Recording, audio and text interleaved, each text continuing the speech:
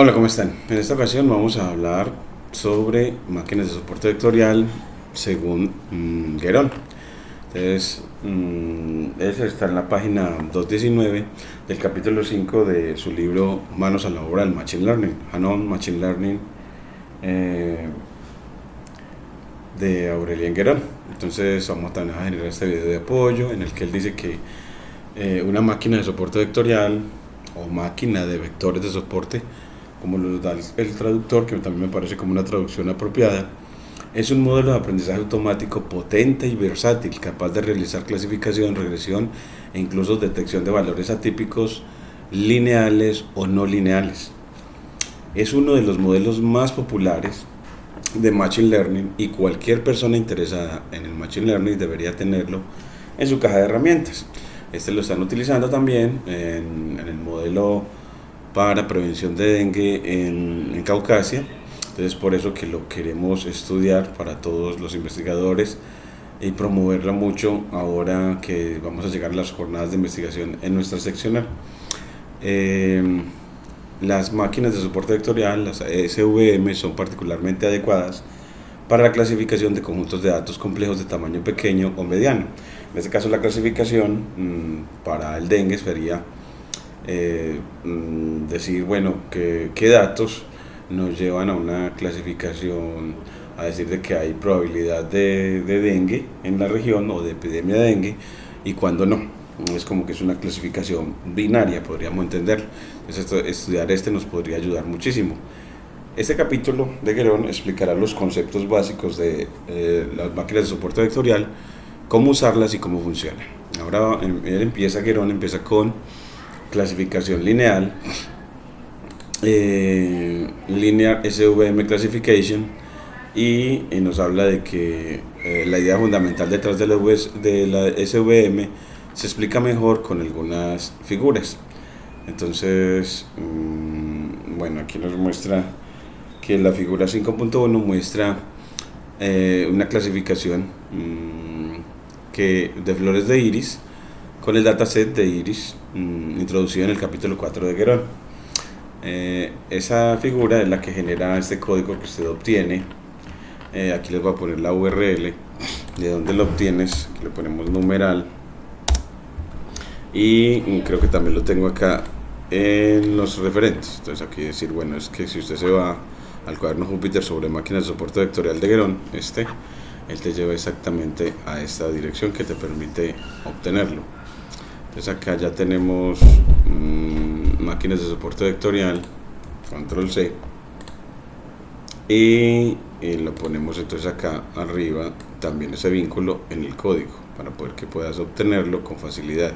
Entonces acá tenemos, también lo vamos borrando acá para que este seminario nos quede con todo el código bien bonito, que sea fácil de experimentar por las personas que lo requieran, facilitar entonces la lectura a las demás personas de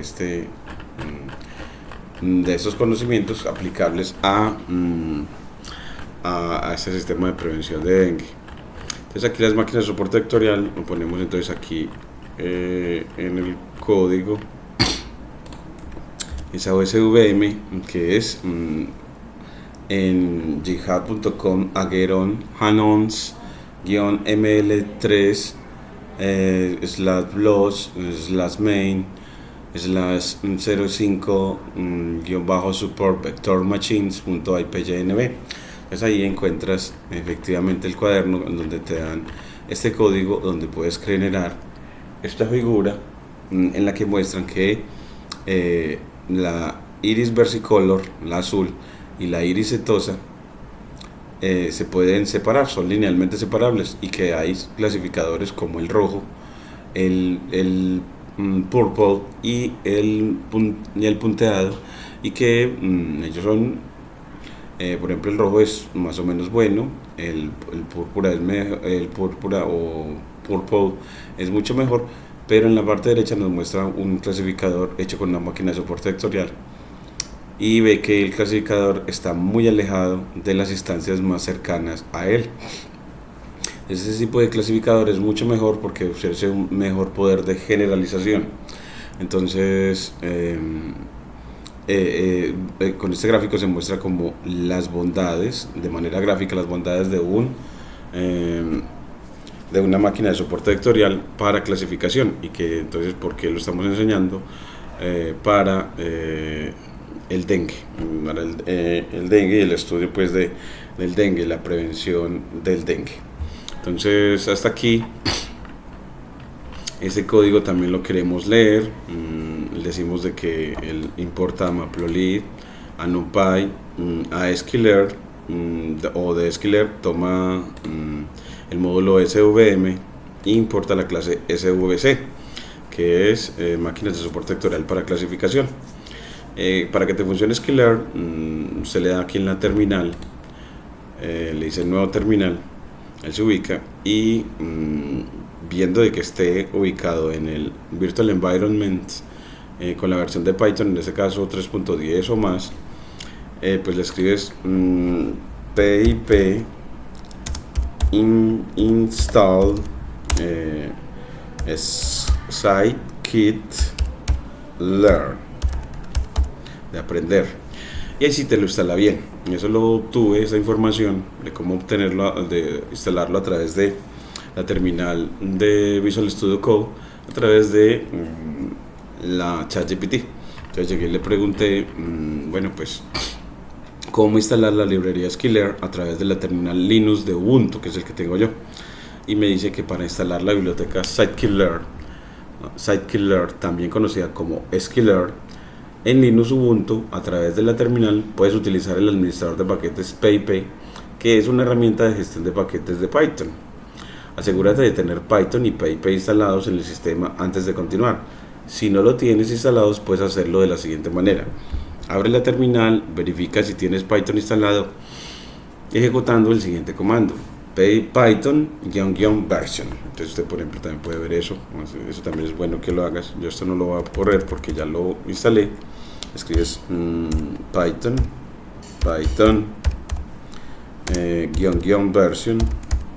version y le doy enter y me dice que tengo Python 3.10.12, como me aparece aquí en el el Virtual Environment, que es tengo Python 3.10, es decir, si tengo instalado Python.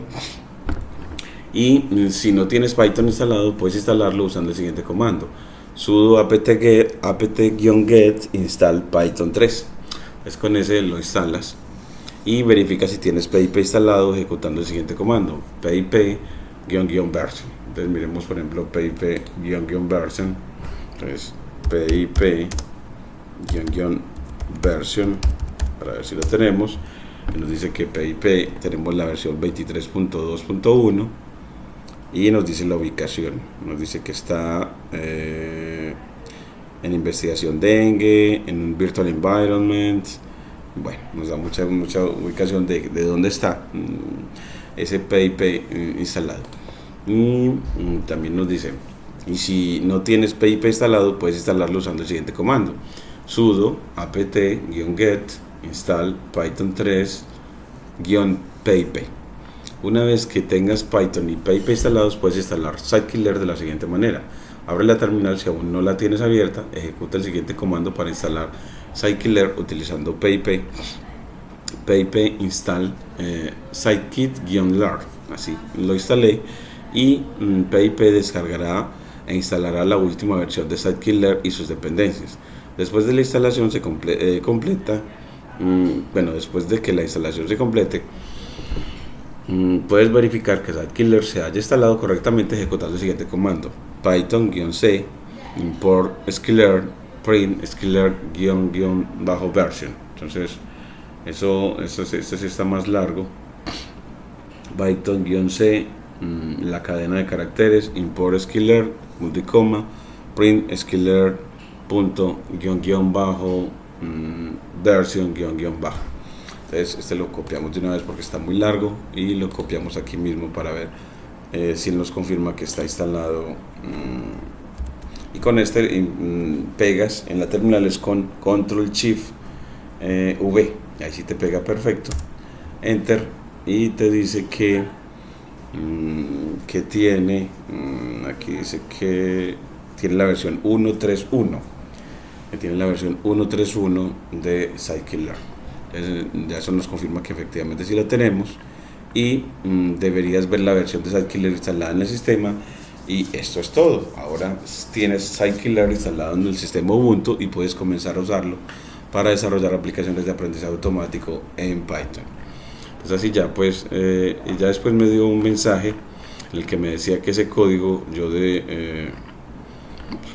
me está diciendo que en definitiva el parámetro C, cuando llamas a SVC, a la clase SVC para instanciarla y crear un clasificador binario, pues que el parámetro C lo fijes en un número de punto flotante fijo, por ejemplo 1.0, y también me da ciertos valores para cuando vaya a hacer a utilizar la clase GridSearchCV,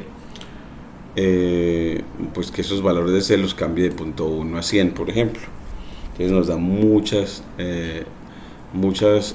buena información ChatGPT para cada vez que encuentres errores, dado que el parámetro C de la clase SVC para una máquina de soporte vectorial para clasificación, ese parámetro C no debe asumir valores infinitos, es decir, que no le podemos escribir float de paréntesis infinito entre comillas. No, ese lo tienes que quitar y cambiarlo por un valor fijo, como .1, 1, 10, 100, pero tienes que cambiarlo a valores fijos y ver de que con cuál te trabaja mejor. Esta es la primera parte de lo que queremos mostrar en cuanto a máquinas de soporte vectorial. Después haremos esta práctica de codificación en el siguiente video de apoyo. Muchas gracias.